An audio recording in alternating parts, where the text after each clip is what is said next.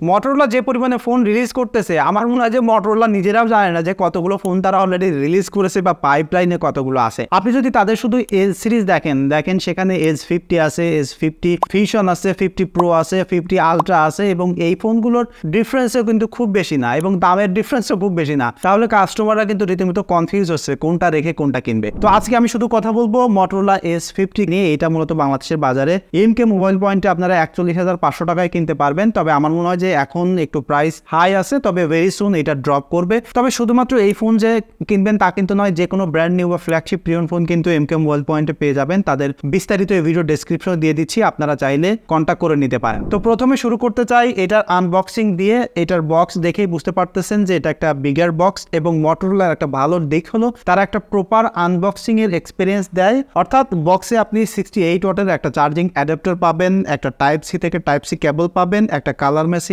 Cover পাবেন এবং সাথে ফোনটা পাচ্ছেন। সো অলমোস্ট 2000 টাকার অ্যাক্সেসরিজ কিন্তু এখানে পেয়ে যাচ্ছেন। তো প্রথমে যদি ডিজাইনে আসি ফোনটা, দেখেন এটার ডিজাইনের কথা বলতে গেলে ডেফিনেটলি এটা একটা মটো লুকিং ইউনিক ডিজাইন এবং মটোরোলার এই ডিজাইনটাই সেটেলড হয়েছে এবং এটা খুবই কমফোর্টেবল এবং বেশ স্লিম লাইট ওয়েটের একটা ফোন। তবে এই ফোনটা কিন্তু IP68 সাথে মিলিটারি গ্রেডের সার্টিফিকেট রয়েছে, যে কারণে এটা কিন্তু এক্সট্রিম কন্ডিশনেও সার্ভাইভ করতে পারবে এবং সেটা কিন্তু ব্যাপকভাবে এই ফোনটা দিয়ে মার্কেটিং করতেছে মটোরোলা। তবে আমার কাছে স্টিল মনে হয় যে এই ফোনটা আসলে লং টাইম ব্যবহার করতে গেলে খুব বেশি ভালো হবে না। কারণ কি দেখেন এই যে পিছনে ভেগান লেদার ফিনিশটা দেখতে পাচ্ছেন, এটা কিন্তু খুব সহজে ময়লা জমে যায় এবং 1-2 বছর ব্যবহার করার পরে এটা কি অবস্থা হবে আমি আসলে জানি না। সো ডেফিনেটলি এই ফোন ব্যবহার করলে আপনারা কেসিং কভার ব্যবহার করবেন। তবে এই ফোনটার পিছনে কিন্তু 15 ওয়াটের ওয়্যারলেস চার্জ সাপোর্ট পাবেন। এবং যদি ফোনটার ক্যামেরাতে আসি, দেখেন এখানে একটা ক্যামেরা বাম্প দেখতে পাচ্ছেন যেটা ডিজাইনের সাথে খুব সুন্দরভাবে ব্লেন্ড হয়ে আছে এবং এর মধ্যে 50 মেগাপিক্সেলের একটা মেইন সেন্সর আছে যেটাতে ওয়াইস সাপোর্ট করে এবং 10 মেগাপিক্সেলের একটা টেলিফটো লেন্স রয়েছে, 73 mm ফোকাল লেন্থ এবং এটাতেও কিন্তু ওয়াইস সাপোর্ট করে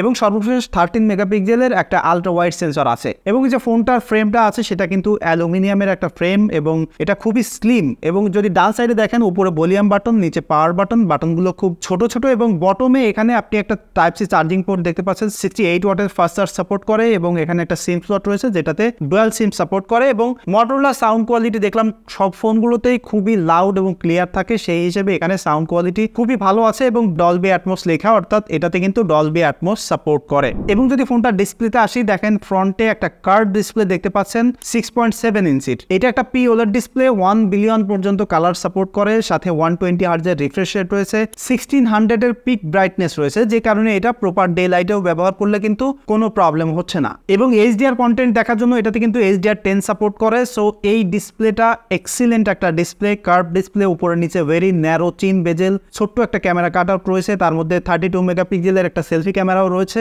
এবং এটাতে কিন্তু ফেস আনলকও কাজ করে। এবং যে ডিসপ্লের কালার সেটা কিন্তু খুবই ভাইব্রান্স এবং এক্সিলেন্ট একটা ভিউইং এক্সপিরিয়েন্স এটাতে পাবেন। সো ডিসপ্লের জন্য ডেফিনেটলি এটা একদম 100% ভ্যালু ফর মানি টাইপের একটা ফোন এবং এই ডিসপ্লেটা যে কারোরই ভালো লাগবে। মোস্টলি যদি মিডিয়া কনজাম্পশন করতে চান, গেমিং করতে চান, একদম ফার্স্ট ক্লাস একটা ফোন হবে। এবং ডিসপ্লের একদম নিচের দিকে এখানে একটা অপটিক্যাল ফিঙ্গারপ্রিন্ট সেন্সর আছে যেটা আনলক করার জন্য খুবই কাজে দেয় এবং এটার হ্যাপটিক ফিডব্যাকের সাথে সাথে এই আনলকের এক্সপিরিয়েন্সটা খুবই সুন্দর এবং খুব ফাস্ট এবং অ্যাকুরেটলি কাজ করে। সো এই সেগমেন্টের ডিজাইন ওয়াইজ সেগমেন্টের ডেফিনেটলি এটা খুবই ভালো একটা ফোন। তবে যেটা বললাম মেইন কনসার্ন লং টাইম ব্যবহার করতে গেলে এটা একটু যত্ন সহকারে ব্যবহার করা লাগবে। এবার আসি যে ফোনটার পারফরমেন্স কেমন। দেখেন এই ফোনটাতে ব্যবহার করা হচ্ছে স্ন্যাপড্রাগনের 7 Gen 1 এর প্রসেসর, যেটা 8GB বা 12GB র্যামের সাথে আসে। তবে এটার স্টোরেজ ব্যবহার করা হচ্ছে UFS 2.2। সো এখানে যদি আরেকটু ফাস্টার স্টোরেজ থাকতো তাহলে কিন্তু ওভারঅল এক্সপিরিয়েন্সটা আরেকটু বেটার হইতো। তবে এই পারফরমেন্স সেগমেন্টে বা এই সেগমেন্টে এটার একটা খারাপ জিনিস আবার যেটা লেগেছে সেটা হচ্ছে যে এটাতে মাত্র 2টা মেজর OS আপডেট পাবেন এবং সাথে 3 বছরের সিকিউরিটি আপডেট পাবেন। তবে এর থেকে কম দামের মটোরোলা S50 ফিউশনে কিন্তু আপনি 3টা মেজর OS সাপোর্ট পাচ্ছেন। সো এইখানে ওয়ার্ড ব্যাপারটা কেন আমি জানি না, তবে এটা ডেইলি লাইফে ব্যবহার করতে গেলে নর্মাল ইউজেসে খুবই স্মুথ এক্সপিরিয়েন্স পাওয়া যায়, কারণ মটোরোলা যে OS সেটা কিন্তু very close two stock Android এবং এটা দেখতে লিটারালি অ্যান্ড্রয়েডের মতোই লাগে। তবে সামান্য কিছু ফাংশন এবং কিছু অ্যাপসে এখানে পরিবর্তন আছে, তাছাড়া ওভারঅল এটা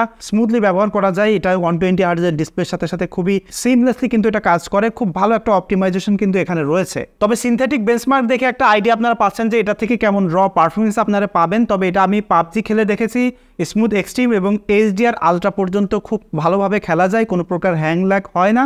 তবে এটা খুব হিট জেনারেট করে এবং নর্মালি ইউজ করতে গেলেও এটা আমি দেখলাম যে খুবই হিটিং করে। একটু লং টাইম ধরে গেমিং করে দেখলাম সর্বোচ্চ 47 ডিগ্রি পর্যন্ত টেম্পারেচার ছিল এটার। সো এই ফোনটার কিন্তু মানে সব দিক থেকে ঠিকঠাক থাকলেও একটু হিটিং ইস্যু আছে, সো হিটিংয়ের ব্যাপারটা একটু কনসার্নে রাখবেন। তো এবার আসি যে এটার ক্যামেরার এক্সপিরিয়েন্স কেমন। দেখেন এখানে আমাদের যে 3টা ক্যামেরা সেন্সর দরকার এই সময় তার সবই আছে, সেই সাথে সাথে এটাতে এক্সট্রা যে ব্যাপার খুব সুন্দর ডিফল্ট ফোকাল লেন্থ কিন্তু এখানে সাজানো আছে। অর্থাৎ আপনি যদি নর্মাল ফটোগ্রাফি করতে চান এটাতে 0.5x 1x 2x 3x এর ফোকাল লেন্থ পেয়ে যাবেন এবং যে কোনো ফোকাল লেন্থে মোটামুটি এটা খুব ইউজেবল ছবি আপনি পাবেন। মোস্টলি আপনি যদি প্রপার লাইটে ছবি তোলেন এটার ফটোগ্রাফি ডেফিনেটলি আপনার ভালো লাগবে। মোস্টলি এখন কিন্তু মটোরোলার ফটোগ্রাফিক স্টাইলটা খানিকটা স্যামসাংয়ের মতো, অর্থাৎ রেডি টু আপলোডের মতো। কালারটা একটু ভাইব্রান্স হয়, মোটামুটি ভালো ডাইনামিক রেঞ্জ ক্যাপচার করতে পারে এবং হিউম্যান ফেসটাকে একটু স্মুথ করেন। সো সেটা কিন্তু একদম ইনস্ট্যান্টলি রেডি টু আপলোডের মতো এবং কোনো প্রকার এডিট করা লাগে না। তবে এইটার মানে ফটোগ্রাফিতে আমি যে জিনিসটা দুর্বল দেখলাম সেটা হচ্ছে যে আলট্রা ওয়াইডের সেন্সরে এবং টেলিফটো লেন্সের একটু কালার ইনঅ্যাকুরেট আছে এবং যদি প্রপার লাইটে কন্ট্রাস্টি লাইটে ছবি তোলেন তাহলে আলট্রা ওয়াইডের একটু কালার ফ্রিঞ্জিং দেখা যায়, যেটা আমি দেখলাম যে খুব কম দামের ফোনে দেখা যায়। বাট এই ফোনটাতে এই প্রবলেমটা দেখেছি। বাট আমি মোটো S50 ফিউশনটাও এরকম প্রবলেম দেখিনি এবং এটা যে টেলিফটো লেন্স রয়েছে সেটার কালারটা একটু ডিফারেন্ট, একটু ওয়ার্ম টোনে ক্যাপচার করে। সো এই জিনিসটা আমার মনে হয় যে সফটওয়্যার আপডেটের মাধ্যমে ঠিক করে ফেলা সম্ভব। তাছাড়া আরেকটু প্রবলেম দেখলাম যে এটার ক্যামেরা অ্যাপসটা কিন্তু একটু স্লো, একটু ল্যাগি এবং লেন্স শিফটিংটা একটু স্লো মনে হয়। তবে এইটা আসলে হোপফুলি সফটওয়্যার আপডেটের মাধ্যমে ঠিক হয়ে যেতে পারে এবং আমার কাছে বিশ্বাসই হচ্ছিল না যে এই ফোনটাতে এরকম প্রবলেম পাচ্ছি কেন। এবং আপনারা যদি কেউ এই ফোনটা ব্যবহার করেন আপনাদের ক্যামেরা অ্যাপসটা স্লো কিনা বা ল্যাগি কিনা একটু কনফার্ম করে জানাবেন, তাহলে বুঝতে পারবো যে এই ইউনিটটাতে সমস্যা নাকি আসলে এই ফোনগুলোতে এরকম প্রবলেম। তবে এটাতে নাইট মোডে ছবি তোলা যায়, নাইট ভিশন আছে। বাট নাইট ভিশনে যে প্রবলেমটা দেখলাম সেটা হচ্ছে আলট্রা ওয়াইডের সেন্সরে খুব উইয়ার্ড একটা কালার শিফটিং, মেইনলি রেড কালারটা খানিকটা মেজেন্টা শিফট হয়ে যায়, এটা আপনারা দেখলে হোপফুলি বুঝতে পারতেছেন। এবং টেলিফটো লেন্সটা খানিকটা ওয়ার্ম টোন ক্যাপচার করে এবং মেইন সেন্সরটা আছে সেটা খুবই সুন্দর কালার প্রডিউস করে। সো লো লাইটেও মোটামুটি যা আছে এখানে টোটাল ক্যামেরা সেটআপে সেটা হচ্ছে যে আমার মনে হয় যে একটা সফটওয়্যার আপডেটের খুবই প্রয়োজন। এখানে খানিকটা বাগ আছে এবং যদি পোর্ট্রেটের কথা বলি, দেখেন পোর্ট্রেটের জন্য এই ফোনটা একটা বেস্ট হবে, কারণ কি এটাতে পোর্ট্রেটের জন্য আপনি চারটা ফোকাল লেন্থ পেয়ে যাচ্ছেন, অর্থাৎ 24mm 35mm 50mm এবং 85mm। সো যে কোনো ফোকাল লেন্থে আপনি পোর্ট্রেট তুলতে পারতেছেন, সেটা একটা ভালো ব্যাপার। এবং পোর্ট্রেটের কোয়ালিটিটা কিন্তু ভেরি এক্সেলেন্ট, আপনি খুবই শার্প এবং খুব স্মুথ টাইপের স্কিন টোন পাবেন, সাথে খুব ক্রিমি বোকে পাবেন এবং এজ ডিটেকশনটাও যথেষ্ট স্মার্ট আছে এবং কালারটাও খুবই সুন্দর, রেডি টু আপলোডের মতো, যে কারণে এটার পোর্ট্রেট তোলার সাথে সাথেই একদম আপলোড দেওয়ার জন্য রেডি হবে এবং সেই ছবি মোস্ট অফ দ্য টাইম যে কেউ দেখাইলে যে কেউ এটা পছন্দ করবে। এবং এটার ডিসপ্লেতে দেখতেও ভালো লাগে কারণ ডিসপ্লেটা খুবই ভাইব্রান্স, যে কারণে এখানে দেখতে আরও একটু বেশি ভালো লাগে। ওভারঅল এটার পোর্ট্রেট ডেফিনেটলি এই বাজেটে one of the best পোর্ট্রেটের experience পাবেন এবং এই বাজেটে কিন্তু এখন স্যামসাং A55 পাওয়া যাচ্ছে, তার থেকে এটা ডেফিনেটলি অনেক গুণে ভালো হবে। এবং যদি এটা সেলফিতে আসি, দেখেন এখানে যে 32 মেগাপিক্সেল সেলফি ক্যামেরা আছে সেটা মোটামুটি ওয়াইড একটা ভিউ দিচ্ছে, আবার ক্লোজ একটা ভিউ দিচ্ছে, অর্থাৎ স্যামসাংয়ের মতো আপনি একটু জুম করেও দুইটা ফোকাল লেন্থে এটা সেলফি তুলতে পারবেন। এবং এটা যে সেলফি লো লাইটে একদম ভালো সেলফি তোলা যায় না, কারণ নাইট ভিশনে এটা সেলফি সাপোর্ট করে না। বাট একটু যদি আপনার ফেসে লাইট থাকে তাহলে ভালো সেলফি পেয়ে যাবেন এবং ওভারঅল এইটা খুবই সুন্দর সেলফির এক্সপিরিয়েন্স আপনাকে দিবে। একদম ছবিগুলো খুবই সুন্দর দেখতে এবং খুব শার্প এবং ক্রিস্প পিকচার পাবেন এবং ওভারঅল সেলফি ক্যামেরার জন্য ডেফিনেটলি এটা ভালো, এটা নিয়ে আসলে মানে কোনো ডিবেট নাই। আপনি যে কোনো কন্ডিশনে যদি সেলফি তোলেন, খুব কন্ট্রাস্টে লাইটেও ছবি তোলেন, তারপরে ওইটা সেলফি আপনাকে স্যাটিসফাই করবে। ইভেন এই বাজেটে যে মানে ব্র্যান্ড নিউ ফোনগুলো আছে সেগুলোর সাথে কম্পেয়ার করলে ডেফিনেটলি এটা one of the best সেলফির experience কিন্তু আপনাকে দিবে। এবং এটাতে কিন্তু 4K পর্যন্ত ভিডিও করতে পারবেন, স্যাম্পল সহ বিস্তারিত আমি দিয়ে দিচ্ছি, আপনারা দেখেন তাহলে একটা আইডিয়া পেয়ে যাবেন। এখন দেখতে পাচ্ছেন আলট্রা ওয়াইডের ভিডিও সেন্সরে এখানে কিন্তু যথেষ্ট ওয়াইড ফোকাল লেন্থ আছে, তবে এই সেন্সরটায় কোনো ওয়াইস নাই, যে কারণে স্ট্যাবিলিটি খুব বেশি আপনার টেকনিক্যালি না থাকলেও নর্মালি কিন্তু আলট্রা ওয়াইডের সেন্সরে যথেষ্ট স্টেবল ফুটেজ দেখা যায়, কারণ ওয়াইড ফোকাল লেন্থ থাকার কারণে শেকটা কিন্তু অতটা ভালো বোঝা যায় না। সো এইটার সব সেন্সর দিয়ে আপনি একদম সিমলেসলি 4K 30 ফ্রেম পর্যন্ত শ্যুট করতে পারবেন। তো এখানে 4K 30 ফ্রেমেই শ্যুট করতেছি এবং দেখেন আমি মেইন সেন্সরে যখন শিফট করলাম এখানে একটু ডিলে লক্ষ্য করলাম এবং লো এন্ডের ফোনগুলোতে এরকম দেখা যায়। সো এখানে প্রিটি নর্মাল জিনিসটা দেখা, তবে এইটাকে আবার ডিজিটালি 2x জুম করতে পারবেন, যেটার ফোকাল লেন্থ এখানে দেখতে পাচ্ছেন। তবে এই সেন্সরটা কিন্তু খুবই স্টেবল, কারণ কি এটাতে ওয়াইস আছে। এবং আমি যদি থার্ড লেন্সটাতে শিফট করি, দেখেন এখানেও লেন্স শিফটিংয়ে কিন্তু একটা বাড়ি দিচ্ছে, কেমন এটা ভিডিও রেকর্ড হয়ে যাওয়ার পর আপনারা দেখতে পারবেন। তবে এখানে ভিউ ফাইন্ডারে একটু ফ্ল্যাশ জ্বলার মতো এরকম দেখা যায়। তবে এই সেন্সরটাও কিন্তু খুবই স্টেবল, কারণ কি এটাতেও আপনি ওআইএস পেয়ে যাবেন। সো এইটা মূলত 3টা ক্যামেরা সেন্সর এবং এখানে 4টা ফোকাল লেন্থ পাচ্ছেন, আরও ডিজিটালি জুম করা যায়। তবে নর্মালি যে ফোকাল লেন্থগুলো পাচ্ছেন সেগুলো কিন্তু নর্মাল ভিডিও করার জন্য আসলে খুবই ভালো। এবং সেলফি ক্যামেরার স্যাম্পল আমি দিচ্ছি, সেটাও দেখেন। এটা সেলফি ক্যামেরার ভিডিও স্যাম্পল। এখানেও আপনি সর্বোচ্চ 4 থেকে 30 ফ্রেম পর্যন্ত শুট করতে পারবেন। এবং এটা যে ফোকাল লেন্থ সেটা যদি আরেকটু ওয়াইড হইতো তাহলে আরেকটু বেটার হতো।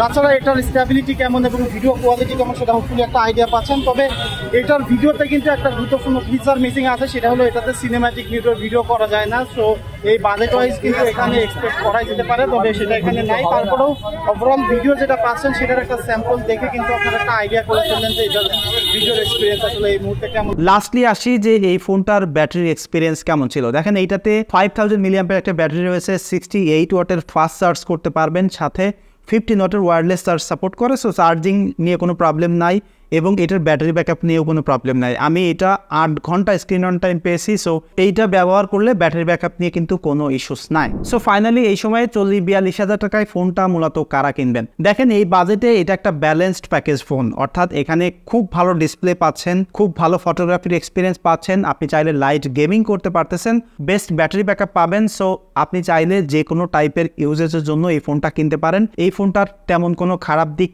নেই এক্সেপ্ট সফটওয়্যার সাপোর্ট এবং লং টাইমে ডিউরেবিলিটি কেমন হবে এই ভেগান লেদার সেইটা ছাড়া। এবং এই ফোনটা যদি আপনারা কেউ ব্যবহার করেন ডেফিনেটলি কমেন্ট করে জানাবেন আপনাদের এক্সপিরিয়েন্স। দেখা হচ্ছে পরবর্তী ভিডিওতে, সে পর্যন্ত সবাই সুস্থ থাকবেন। ধন্যবাদ সবাইকে।